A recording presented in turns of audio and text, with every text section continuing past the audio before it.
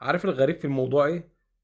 يعني طبعا دعم لعيبه الاهلي وجمهور النادي الاهلي ومجلس اداره النادي الاهلي واي حد من فصيله النادي الاهلي، كونك ان انت تدعم الشناوي في ان هو يعتدي على حكم بضرب بالقلم. انا معاك ان انت ده عادي عندكم، ده مش غريب عليكم، بالعكس ده الطبيعي بتاعكم كمان. بس وبرضه مش غريب ان شيكابالا لما يقول لاحمد مجاهد انت اهلاوي يتوقف، كان هيتوقف 6 شهور وبعد كده نزلت ل8 مباريات. اصبح هنا طبعا انا معاك ان كلمه انت اهلاوي شتيمه جامده جدا، يعني دي امر مفروغ منه. يعني كلمه لما اقول لك انت اهلاوي اعرف ان انا يعني بهزاك بافظع الالفاظ. كلمه انت اهلاوي لوحدها. بس برضه مش دي المشكله، يعني ده العادي بتاعهم. طبعا عادي ان الحكم ما يكتبش سيد عبد الحفيظ، يكتب الشناوي بس وكابتن وليد صلاح. اللي كابتن وليد صلاح في نفس اللقطه كان بيقول للشناوي انت هتتوقف جامد. جامد يا كابتن وليد في الاهلي ولا 4 ماتشات.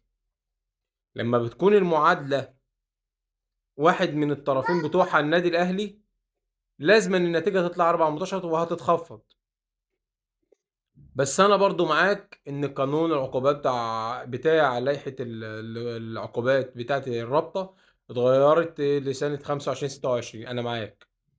بس اللي مش معاك فيه واللي انا مستغربه ان الرابطه حولت ضرب الشناوي بالقلم للحكم من اعتداء لمحاولة اعتداء، لأن الاعتداء إيقافه 15 ماتش، أو لمس أو زق أو دفع أو شد أو أي حاجة من الحاجات اللي تابعة على الاعتداء الجسدي على الحكم، بتوقف من 15 ماتش لتقريبا نص موسم حاجة كده. إنما إن أنت تنزلها لمحاولة اعتداء، يعني ضرب الحكم بالقلم دي محاولة اعتداء.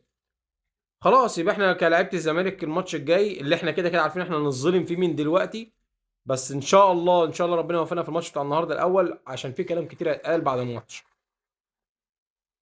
فلعيبه الزمالك اي حكم يضايقها تروح تضربه بالقدم ديت، هي 4 ماتشات وهتتخفض لماتشين. مش حوار يعني. حسبي الله ونعم الوكيل.